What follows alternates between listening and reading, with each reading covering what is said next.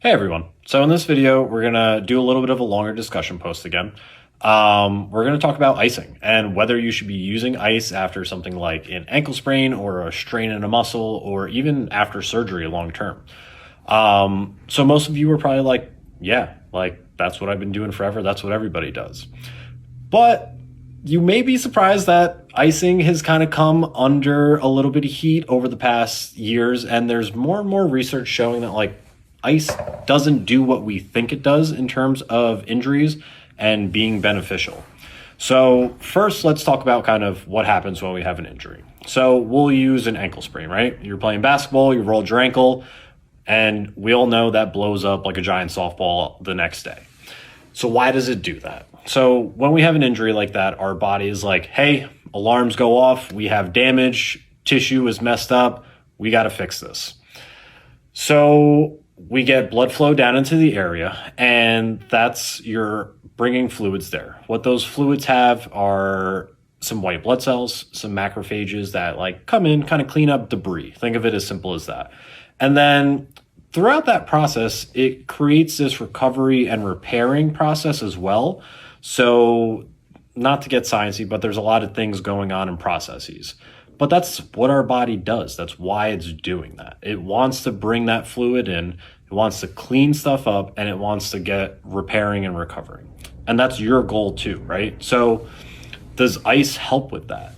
No, not really. Ice is going to prevent swelling is the idea, but really what it's doing is preventing the healing process from starting and delaying it. So there's a lot of evidence, and if you guys want to talk about research articles or really get into it, let me know and I can do that, but going to try to avoid boring you with that stuff. But basically, ice delays healing and recovery.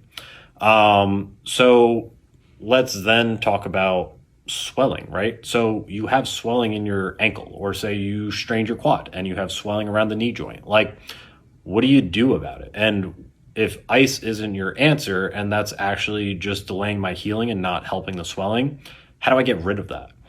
So when we bring all that fluid down, it doesn't operate like your normal system. It doesn't come back up through your veins like blood, and it just lingers there. And you kind of have probably experienced that or seen it. So a great way to get rid of it is active recovery, meaning moving. So our muscles do a fantastic job of working as pumps, basically. So you have your arteries bring blood, veins bring blood back. And then you have something called your lymphatic system that's it's your sewage pipes. It deals with the nitty gritty bullshit. So when we have an injury, there's a bunch of that debris like we talked about and damage that needs to get cleared out of there. So if you have an ankle injury, doing something just like ankle pumps, or if you have a quad injury, doing some extensions or walking or even body weight squats, what that does is your muscles are pumping and it's getting that fluid back up towards the heart. That's really the goal. Icing, like we talked about, RICE, right? Rest, ice, compress, elevate. Some good things in there, but literally the doctor that came up with that in the late 70s has withdrawn his stance on it. He's kind of admitted hey, as time went along, we've learned that ice isn't the best approach. And literally he came up with the phrase, and you can look it up. He kind of goes against it now. And active recovery has been shown to help kickstart that healing process, reduce swelling, and should be the way we go about that. So like I said, surprising stuff. For most people, you think of just throwing a bag of frozen peas onto your ankle and just deal with it and leave it on there for weeks at a time until things go away.